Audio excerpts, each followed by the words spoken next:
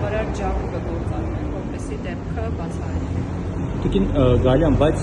իրավապահ մարմինները այս տարիներին բավարար ջանք չեն գործադրել, որ այսպիսի դեպքերը նախ կանխվեն։ Ու Նիկոլ Փաշինյանն էլ կարծես հենց այդպիսի ակնարկ էր անում, որ ձեր պետք է հասկանանք հələ ով է թերացել, որ չի կանխել։ Հիմա ով է թերացել։ Յուրաքանչյուր հանցագործության դեպքում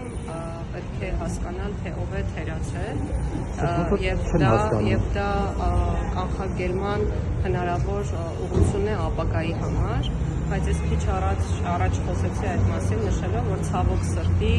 մենք չենք կարող ամբողջությամբ ապահովագրված լինել, որ մեր երկրում հանցավոր դրսևորումներ երբևէ չեն լինի։ Տիկին Գալյան, այս դատա իրավական համակարգը բազմաթիվ օղակներից է բաղկացած, ընդհանուր միջև դատարան, որ վերջնում որոշում է կայացնում։ Եվ շատ են դեպքերը, ես կարող եմ օրինակներ նույնիսկ ձեզ անձամբ ուղարկել, որ թմրամոլին, զինված հանցագործին, հանցագործության սպանության մեջ մեղադրվողին կամ քննչական կոմիտեի ջանքերով կամ դատարանի ջանքերով ազատ են արձակում եւ այդ մարդը, չգիտեմ, կամ վարչական հսկողության տակ է կամ ուղղակի ազատ է կամ չգիտեմ, որ ազատ վիճակում է գտնվում։ Ու այս ամեն ինչը կողմնորոշվեք, ինչ ենք ուզում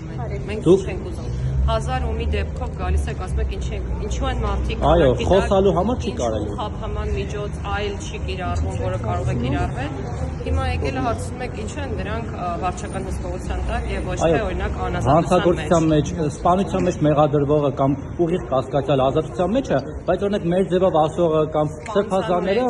կալանքի մեջ են։ Բազմաթիվ մեղադրվողներ այժմ կրում են կալանք խափման միջոցը, բազմաթիվն էլ դրսում են։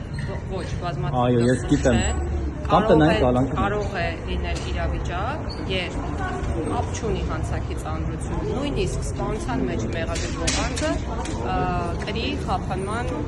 այլ միջոց, այո, այսինքն դատարանը որոշի, որ պետք է այլ խափանման միջոց նշանակի տվյալ անձի նկատմամբ, որովհետև խափանման միջոցի տեսակի որոշման հիմքում ոչ թե հանցագործության ծանրությունն է, այլ մի շարք այլ հանգամանքներ։